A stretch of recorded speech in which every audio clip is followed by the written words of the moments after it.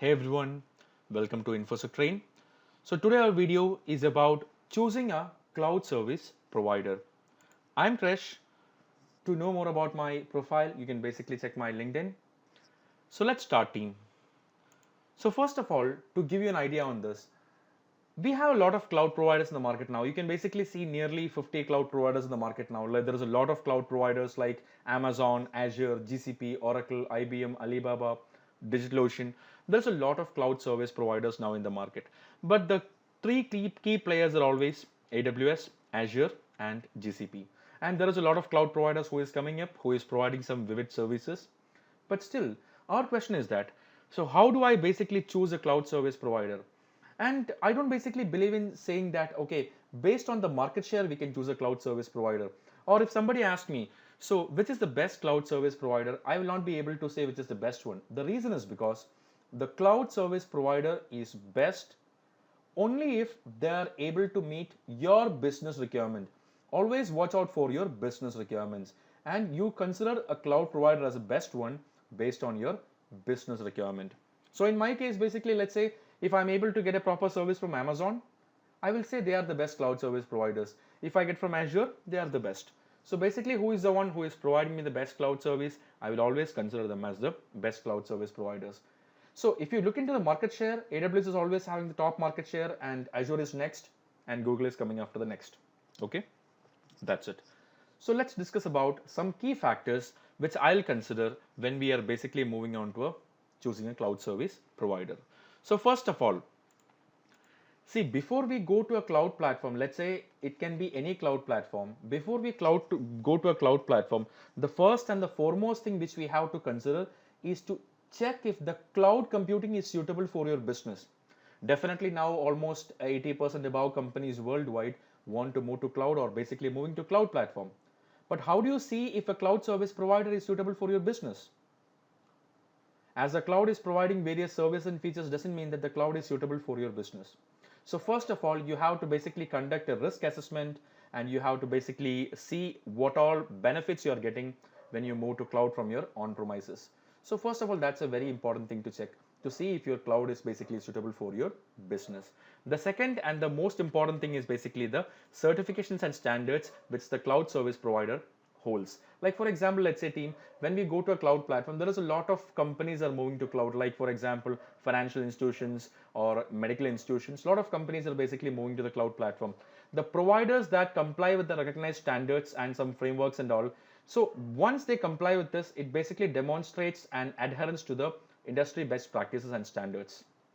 And while the standards only may not determine the whole quality of the cloud service provider, but if the cloud provider is having a quality of or basically some standards and certifications, we can basically have a more trust and we can basically it can help us in more shortlisting some potential suppliers and all. Like for example, let's say if I want to get the compliance or if I have a cloud service provider who is having a PCI DSS compliance, so that means that the cloud service provider can basically support me in my PCDSS implementation as well. If my cloud service provider is basically having some ISO certifications, so it can basically help me to decide or basically shortlist the particular cloud platform. So certifications and standards are something which can basically help a lot when choosing a cloud service provider. And the next one is the most important thing, which is what we call as a service and features. So basically, almost all the cloud providers provide some almost a similar kind of services. Like for example, in AWS, we have a service called as AWS EC2. The same thing in Azure is called as a Azure VM. In Google, we call it as a Google Compute Engine. So basically what happens, they are providing the same services, but how much service quality they are providing for your business or which service is basically more biasing to your business requirement is basically a very important thing. And also as a part of it, see if that particular service is having certain features as well. Like for example, let's say if I'm having a cloud service called as Amazon EC2, that particular cloud service may be having some benefits in one region in Amazon, but you have to check if they are providing all the required features in the region you basically specify. And the fourth one and the most important thing is what we call as a data security. So basically end of the day, what happens when we are moving to the cloud platform, we are concerned about our data. So when we are concerned about our data, the security of data is a very important thing. See why? Because end of the day, whatever things go wrong, as a customer, you are the one who is responsible for your data. So when you have a cloud service provider, and if the cloud service provider is basically providing you proper options to secure your data, you can basically have a more trust on them, and you can basically, that also is a very important benchmark for shortlisting the cloud service providers. I can give you even one more example on this, the same thing. Like for example, let's say I'm going to Amazon, or let's say AWS. So AWS is providing me a service called as AWS S3. So basically what happens when AWS is providing me a service called as AWS S3, that particular service called as AWS S3 is having certain security features, and see if that security features are basically aligned with my business requirements. So maybe like Azure is also providing, Google is also providing, but see if which cloud service providing the most value for our requirement. That's what we call as a data security. But always understand, whatever things go wrong, the cloud service consumer or the cloud service customer is always responsible for the data.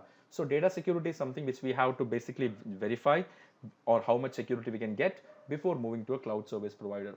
And the very important thing is basically what we call as a data location. Why it's a most important thing to us, team? Let me give you a simple example for this. Like for example, there is a word called as a data residency. That means that, team, certain data must only reside in some particular locations. For example, let's say for example, if I am processing the data of European customers, when I am processing the data of some European customers, I have to make sure the European customers the data of the European customers stay inside the European Economic Area, or basically in the countries which is complying with the GDPR.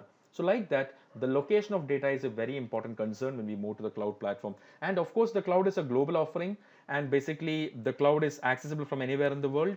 So location can be a very biggest challenge in the cloud platform. And this is something which people has to be very much careful of, because if something goes wrong, it can affect their compliance and other standards also. So it can basically lead to a lot of legal challenges, compliance standards challenges, regulatory challenges and all. So basically what happens, data location or the location of the service is basically a very important thing, and we have to always verify that that particular service you require is available in that particular location. And the next thing is not so familiar to all of us, but still, team, there is a very important word called as a contracts and SLAs. So basically, how can I basically ensure something in the cloud platform? Let's say for example, I am going to Amazon, or I am going to Azure, or I am going to GCP, or I am going to IBM. How do I ensure something? Let's say for example, the cloud service provider is saying that they are providing me 99.9% availability, 99.99% availability. So how do I basically ensure this? So to ensure this, the only legal document which is basically valid for this particular purpose is the agreement, or the service level agreement. SLA is a part of the contract, and basically the contract is a very important thing. It's like a terms and conditions thing, and it must be very important for every customers. And when you're a large enterprise, you can always negotiate with the SLAs, and you can have your own custom SLA as well. But that is something which is very important for any kind of operations, for sure. And second last but not least, cost is a very important thing, team. Definitely we are all concerned about the cost. So basically, before moving to a cloud service, compare different cloud providers for the various options they are giving us, and what is the cost of it. And we have to do something called as a cost benefit analysis. That means that let's say for example, AWS is providing me a service called as S3 for storing data. The same thing in Azure we call it as Azure Blob Containers. So basically what happens, see which is the best one, see which is providing more cheaper option, see which is providing the most value for the cost you're giving. So based on that, you can choose that. And the next one is very important, migration. So just in case, let's say for example, now you're working in the cloud platform. Due to any reason, if you don't like the cloud provider, if you want to move from that cloud provider to another, there must not be any constraints you must have. You must be able to move. Like for example, let's say now, as of now, I'm using Amazon. But after some time, if I feel Amazon is not good for my requirement, if I feel Amazon is not able to meet my business requirements, I need to be able to move from Amazon to Azure, or let's say some other cloud providers. That is what we call as a portability. So we have to very clearly understand the portability requirements for of the cloud provider. We call it as a port out requirements, or we call it as an exit strategy. So in the contract, we have to clearly mention the portability requirements. Why? Because if let's say for example, if I'm using some kind of vendor specific services, and if I want to move from that vendor to another, what happens there? I may be stuck up. Why it is the problem? Because when I basically try to move from one provider to another, and if I'm using a specific service, I may not be able to properly move. So that's basically lack of portability. So to avoid that, we must always make sure there is a proper portability option also. And there must be the interoperability as well. What is interoperability, team? Like for example, let's say we have a AWS, we have a Azure. So whenever I'm having a cloud service provider, whenever I'm developing something, I must be able to make that application communicate with multiple cloud providers, or I must be able to use some of my components in AWS and the components must be able to communicate with Azure. So like that, I must be able to work together with multiple providers with the same, or basically I'm able to reuse things. That is what we call as a interoperability. And finally, which is something not so concerned in the our perspective, but yes, it can be a concern for us. The last but not least, the thing is called as team. Okay, the last but not least thing is what we call as a service dependencies and partnerships. So why it is important to us, team?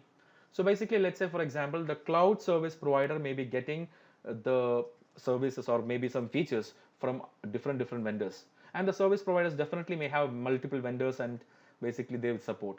And we have to, as a customer, it is our responsibility to understand the provider's relationship with the key vendors, their accreditation levels and their technical capabilities and all, because end of the day it's a supply chain. So if something goes wrong in the vendor side, it will affect our cloud service provider, and in turn it will affect the customer also. To avoid that, we have to clearly understand what all vendor relationships or subcontractors the cloud service provider is having, because if something goes wrong in between, it can end result, it will affect the customers. And I can basically give you a lot more reasons or a lot more things to compare the cloud providers, right?